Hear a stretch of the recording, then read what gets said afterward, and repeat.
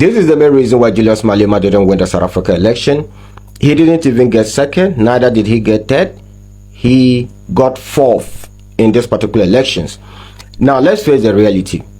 A lot of blacks in South Africa didn't vote for Julius Malema. Hello, you're welcome to my channel. I'm your girl Just Cheesy Nanaya Asantiwa. If you are just joining me for the first time, you're welcome.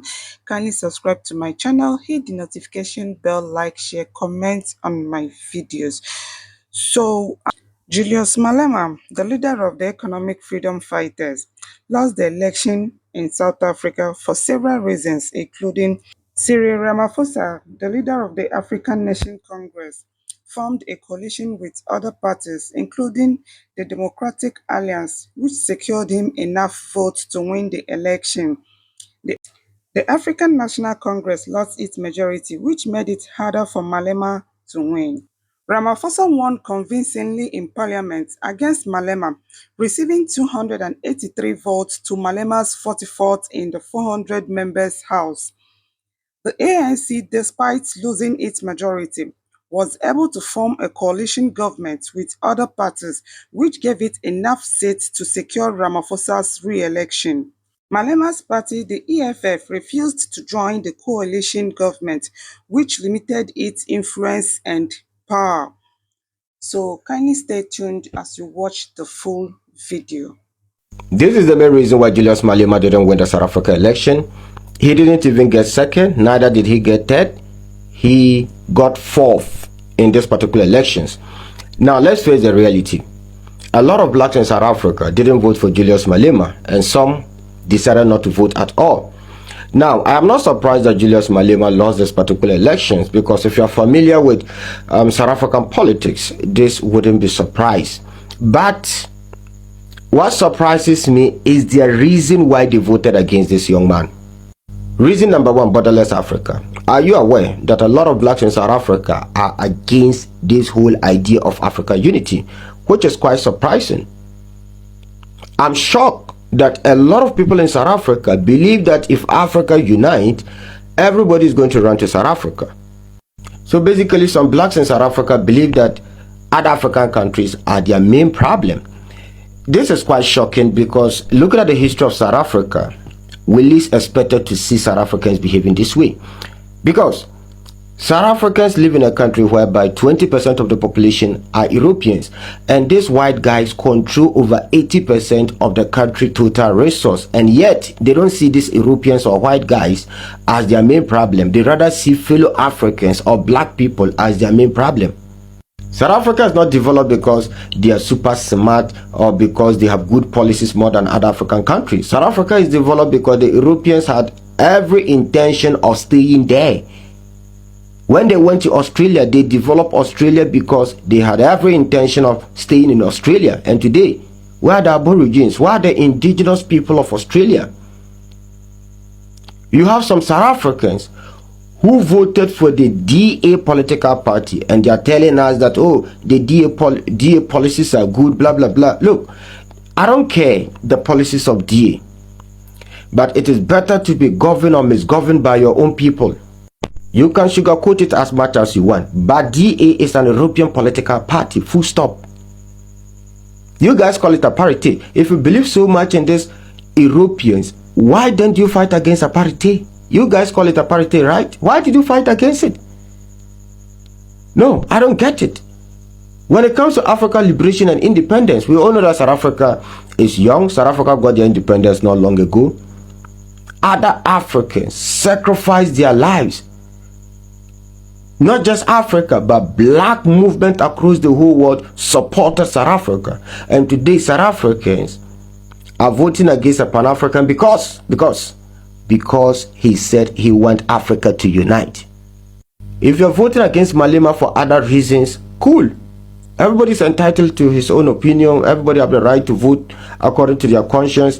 But the reasons that some people are telling us, that pisses me off. Telling me that, oh, Julius Malema wants Africa unity and people are going to come to South Africa, blah, blah, blah. With or without South Africa, Africa liberation will continue. It's quite disappointing. Africa came close to unity in 2016. a lot of African countries accepted to take out our borders and unite Africa right away. South Africa stepped in and prevented the whole thing. I've reported this particular story on this platform countless number of times. Some people disagree with me when I say that when it comes to African unity, North Africans are not our main problem. It is we the black skin guys. Yes, you have some people in North Africa who think they are Arabs, who feel like they are Arabs. But when it comes to those who work against African unity, it's we the black guys. Today, look at what is happening in South Africa. In 1963, Gamal Abdel Nasser, he was Egypt president. He supported African unity 100%. Gamal Abdel Nasser even went to the extent of giving an Egyptian lady to Nkrumah just to have that vibe, that Pan-African vibe. All the African leaders who wanted African unity, they held all their meetings in Casablanca, Morocco. Morocco supported African unity 100%. Check the Morovia group members. They are all dark-skinned guys. William Tubman, Liberia president. Hofe Boni from Ivory Coast. Just name them. Abubakar Tafawa Balewa from Nigeria. Check. Inyerere from Tanzania. Check them. They are black skinned guys. They prevented African unity in 1963. And again, the second time Africa came very close to unity again was under Muammar Gaddafi. Muammar Gaddafi also wanted Africa unity. Libya was doing good, but he was not comfortable. He was still not comfortable. He was still calling for Africa unity. It came from North Africa. So sorry, those of you who keep blaming North Africans, look, I don't see them as our main problem. We the dark-skinned people, we are the #1 problem when it comes to African unity. Europe is the most confused continent on earth here. Despite their differences, these guys still understand the importance of unity. The smaller economies are at the mercy of the bigger economies, and all of them are moving forward together. Look at the Americans. When they met in Philadelphia, when, their leaders first met in Philadelphia, they decided to unite right away. They realized that they can be great together.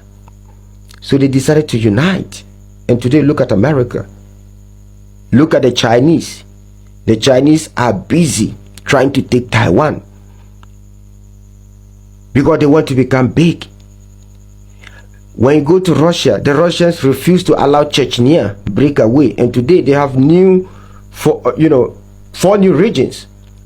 If you check across the world, basically everybody, all the countries, they are uniting. Continents are uniting. But when you come to Africa, look at what we are doing.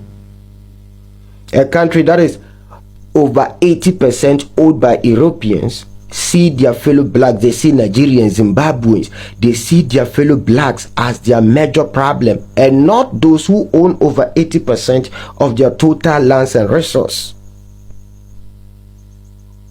Sometimes it pains me a lot. Look, don't get me wrong. We have a lot of South Africans who support Africa unity, who want Africa to unite. But it's rather unfortunate that there are not many. It's rather unfortunate that the blacks, who we can rely on, the blacks, whom we supported and believed that we are all blacks, we are all African, and we will fight this fight together. Sorry, they have disappointed us. To the South Africans who are against Africa unity, come close. I hope you guys remember Libya. Libya had a better economy more than you. Libyans were living good, far better than you. If Europeans leave South Africa today, they will make sure that they collapse your economy, destroy everything. South Africa is never safe. I hope you guys remember Iraq. Iraq had the best economy in the Middle East. What happened to them? Today, look at Iraq. I hope you guys remember Venezuela. These guys were doing good. Today, look at Venezuela. To my South African brothers, let me remind you guys again, South Africa is never safe. Look, just because Cape Town or, Johannesburg is developed doesn't mean that you guys have arrived. No, You still have a long way to go. If you enjoyed the content, please make sure to hit on the like button. Shalom. See you in the next episode. Thank you for watching. Don't forget to subscribe to my channel, hit the notification bell, like, share, comment on my videos. I love you all.